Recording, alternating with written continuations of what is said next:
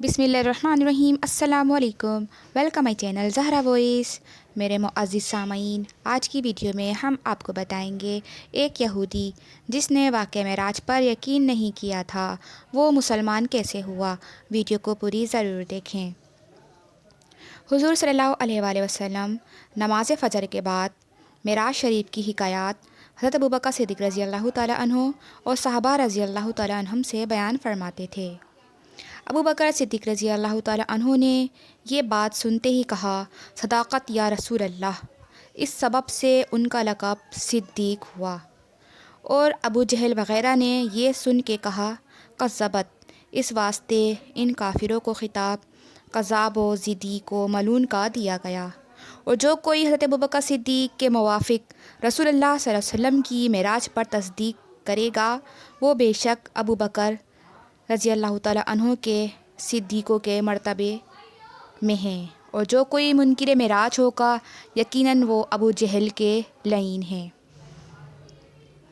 ایک محفل میں ایک یہودی معراج شریف کا احوال سن کر حضور نبی کریم صلی اللہ علیہ وسلم کو جھوٹا کہا، اور آپ صلی اللہ علیہ وسلم کے پاس سے اٹھ کے بازار میں آ کے ایک بڑی مچھلی لے کر اپنی بیوی کو جا کر دی اور کہا کہ جلدی اس مچھلی کو کباب بنا، میں بھوک سے بیتاب و بے قرار ہوں، اتنا دن آیا اب تک نہار منہ رہا، اب میں دریا سے نہا کے آؤں گا تو کھانا کھاؤں گا۔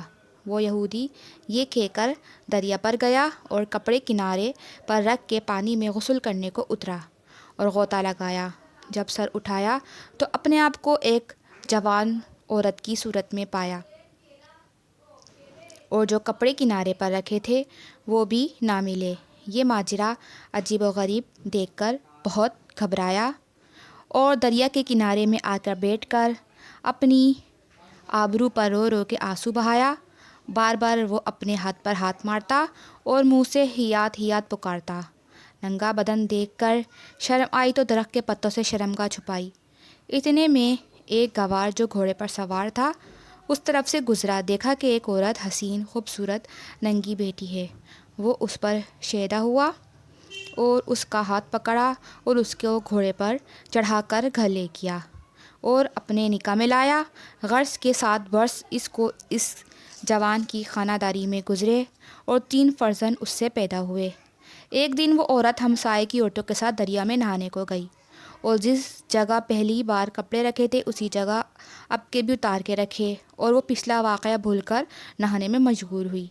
جب غوطہ مار کے سر اٹھایا تو اپنی اصلی صورت کو دیکھا اور کنارے پر جو مردانہ کپڑے پہلے رکھے تھے وہاں وہی پائے۔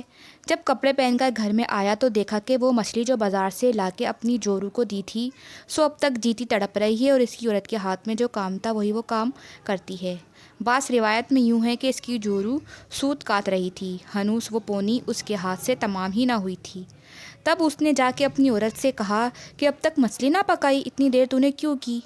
اس کی عورت بولی، میاں خیر تو ہے، کچھ پی کے آئے ہو؟ ابھی مچھلی لائے ہو، ایک لختے میں کہیں مچھلی پکی ہے؟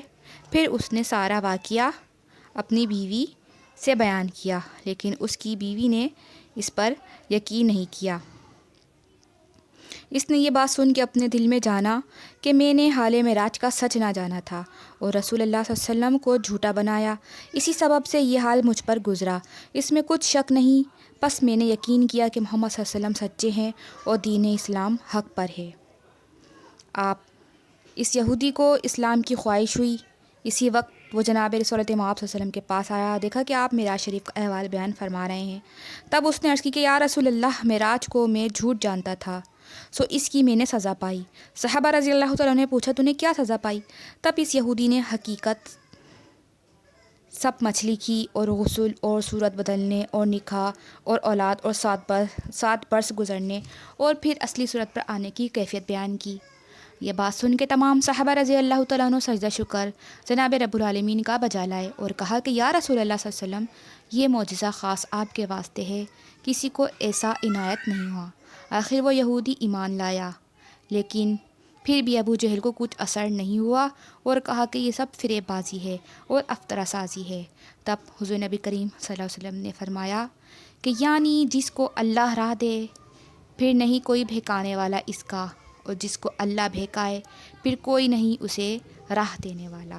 بے شک سامعین، یہ تھی ویڈیو ہماری۔ اگر آپ کو یہ ویڈیو پسند آئے تو پلیز اسے لائک اور شیئر کریں اور ہمارے چینل کو سبسکرائب بھی ضرور کریں۔